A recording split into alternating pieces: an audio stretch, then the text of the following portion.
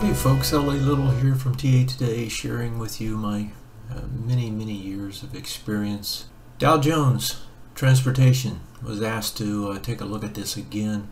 I want to start out with something a little bit different, and that is that if you look at this, it really depends on what you're looking at as to what picture you get. These are the same indexes in both cases, right? So you can see here what you see looks a lot different from what you see over here, even though we're looking at the same time frame. And what are we looking at? Well, this is the iShares Transportation. This is the actual Dow Jones Transportation Index itself. Which one do you use? Well, I would say you always use that which is the underlying, right? You try not to use anything that's a derivative of the others. There's big differences in the way these are constructed. This one's price in terms of construction. This one's weighted by market cap. And so you get a different picture depending on what you're looking at. Now, they're somewhat similar, right, in that you have the trend going up here. But, these, look at the difference here where it didn't get nearly to those highs. And again, here you're pressing against these highs, whereas there you're not. So today we're going to use the transportation instead of using the IYT because actually it's a better measure.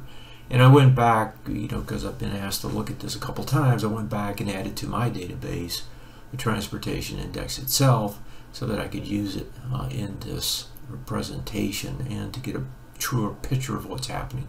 Let's look at the monthly to start with. Okay, what do we got here? We had this big reversal way back in 2021. In other words, went up, made a high, closed them low, and you got a downdraft off of that. Now you push up here, you make a new high, and you haven't been able to get back to it. That's long term. And so if you're looking at the Dow Jones theory, right, which says that transport should confirm in terms of the Dow Theory saying that an uptrend is in place, this doesn't do it, right? It just doesn't do it. Now, you could say that there's a problem with transports, Dow Theory, and that the transports don't really capture everything that's happening in transports, if you will, in the economy. In other words, we don't really capture the digital economy in terms of transports. Nobody captures the backbone. Nobody's capturing Musk with Starlink.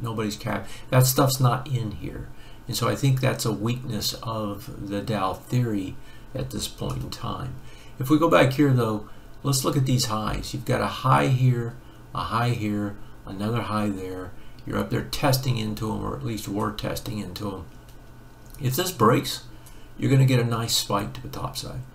Right? Now, can it go take out over here on this monthly? Can it go take out that bar? That's at 18,246. We're at 16. That's 2,000 more. That's 12% or so. I don't think that's going to happen, but you could certainly run up towards that. So that's the transports. If we look at the weighting inside, I've got two sets of weightings here.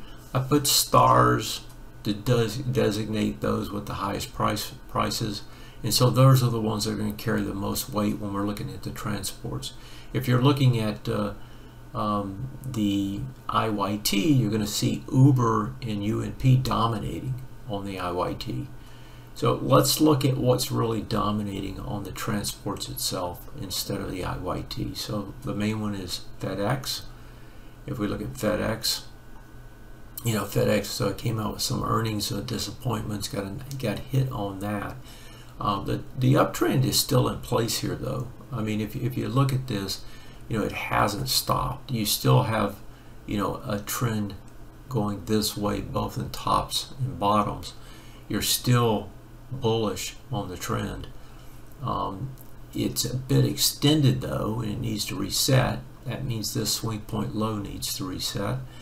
But other than that, it's still in decent shape. If you look at it here on the monthly, it hasn't gotten back to its all-time highs over here, but has definitely turned the trend. The trend was down here and now it's up. It's getting a little bit more sideways, right, as it gets towards the highs, and that could be a rollover that's taking place. But right now, FedEx is still looking okay. NSC, another large weighting. This is the rail. If we look at it and go here, actually we'll look over here first. You kind of extended on the short-term time frame, needs a reset. And I don't see, it's going to have to get down lower to get to that. Intermediate sideways still pressing the highs. Yeah, I kind of like this. When I see this, I see two congruent swing point highs sitting there together.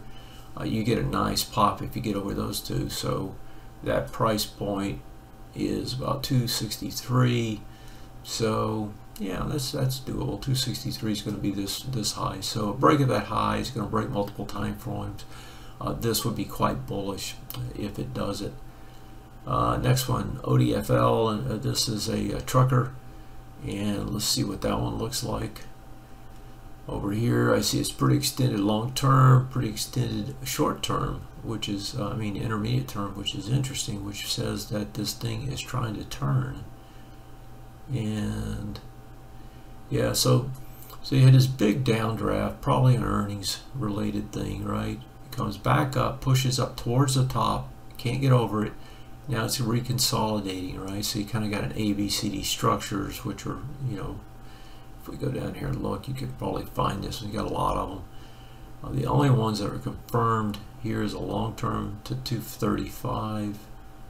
So really just a couple long-terms, 301 and 235. And if you look at it long-term, you can see why. Bullish, pullback, bullish again, right? Turns bullish there, now sideways. So you get this big sideways range that's been in effect. So this one doesn't look bad, doesn't look great. This is fine, it's doing all right. What's the next biggest weighting in the IYT? Not the IYT, but the DJT. And that's here with UNP, another rail. And this one is, I don't know, this one looks just like the last one, right? Big up, consolidation, patterns up, and doesn't look bad. What you really want is the break of this point, 258.66. That's these highs, 258.07, 258.66. So you get a breakout over these, right? This thing can move. So that's the setup. Still, it's doing what it needs to do, but it's not doing great. So the last one here is UPS. If we look at it, you can see this big gap down over here. This is definitely in a downtrend, right? Just moving from left to right. You're coming back to do a bearish retest regen right now. That's a wide price spread bar, so it could get up as high as here. Just in a downtrend. I mean, there's nothing pretty about this. It's not extended. I definitely wouldn't be touching this. So, if you look at the air and ground movement of mail and packages, they're struggling. If you look at the rails, they're doing pretty good, and the air's not doing bad either. So I like what I see in general. With the deficiency of the transport index not, giving us digital transport, I think if that was in here and somehow accounted for by the transports, then we'd see a lot better situation. We probably would see the transports confirming the Dow at this point if that were the case. But we don't have that. And what we do have shows decent strength. One area pretty weak, which is the transports as evidenced in FDX and UPS. And that's a wrap. If you like what you see, give me a comment, give me a subscribe and a like, and I'll see you next time. Take care.